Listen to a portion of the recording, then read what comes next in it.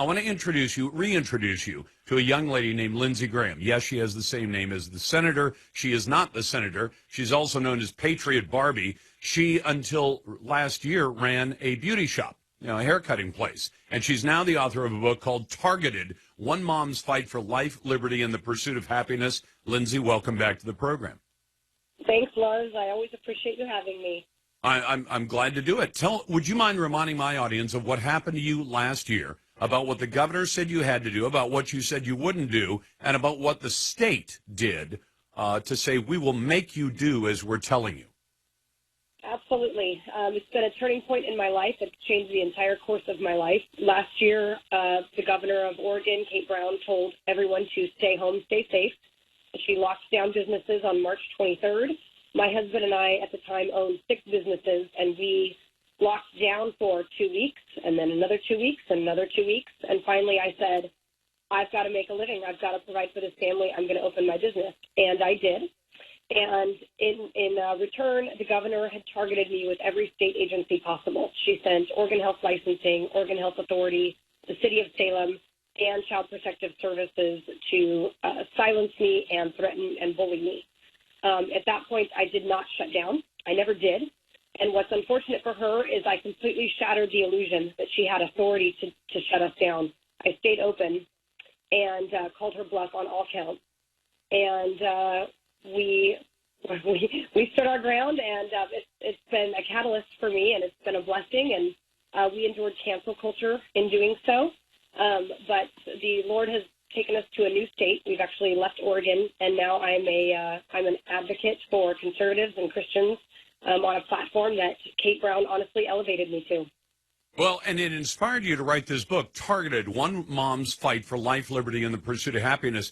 I wouldn't say that any of the other things that state agencies did were justified, but when they came after your family based on CPS, Child Protective Services, or CSD, whatever they want to call it, they were attacking your family over what you were doing in your business. I thought that was the most heinous thing that the state chose to do to try to go after you. Would you mind speaking to that, please? Yeah, that was very emotional for my family and I. And what had happened was, at the time that I was standing up and denying these lockdowns, I had become sort of a strong political figure in Salem, Oregon, where I was opening. And I began instantly getting censored and silenced because it was causing such a riot and an uprising. So a lot of people didn't see or hear kind of where my story has evolved. And Child Protective Services is one of the areas where they quickly tried to silence me. So that story went national. And then after that, no one was asking any questions about the outcome. And that was one of the things that actually caused me to really step back and say, oh my gosh, I just want to earn a living, but they're willing to take my children away over this. This is scary times that we're living in. So yeah, the book really tells kind of readers what my family endured in this fight. There was a lot of things that went on behind closed doors and that never ever were issued a press release about, or the news wouldn't talk about it because they didn't want people to understand that I did indeed survive opening my business like I should. And I did fight for my rights, and I won. I'm talking to Lindsey Graham. Her book is called Targeted, One Mom's Fight for Life, Liberty, and Pursuit of Happiness. Do you see some echoes of that today as we're seeing doctors being fired, nurses being fired, healthcare workers being fired, firefighters, cops, all saying, I'm not going to take the vaccination. It's my choice, not yours. And they're being fired by these agencies right now in much the same way the state tried to cancel you last year. Right. And Lars, what's alarming is that when I opened my salon, people were screaming at me, literally, and messaging me saying, you're a murderer, you're a murderer. And I would say, listen, this is where I'm fighting, because one minute they're taking away your business, the next they're going to be mandating vaccines. And, oh, you're such a conspiracy theorist. And we were all called conspiracy theorists. And all I was trying to do was earn my living, and I was being called a murderer. Well, 18 months later, here we are. They're doing exactly what we said they were going to do.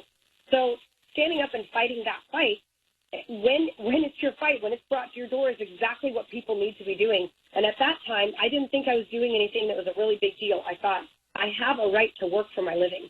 I'm an American. This is my freedom. This is what I'm going to do. Well, that was the first of many, many battles that we are in this war. And the war now is vaccine mandates, and people need to start standing up and fighting this because our liberties are disappearing much quicker than I anticipated. 18 months is much quicker than I anticipated, that we would be in a place in America where you no longer have control over your own body. And if you don't have control over your own body, what liberties do we even have anymore? The government controls every ounce of our being at that point. Yeah, I'm with you, Lindsey, because I thought I warned people about this when Obamacare passed. And they said, well, it's probably a good idea for some. I said, but shouldn't it be your choice? And they said, no, the government's going to make us do this, and they're only going to fine you several $1,000s if you don't comply. I think that whetted the appetite of people in government to say, we can tell people what they have to do, and they don't have much choice but to do it. Lindsey, congrats on the new book. And congrats on the new role as an advocate for people out there. I appreciate you taking the time. Thank you so much, Lars.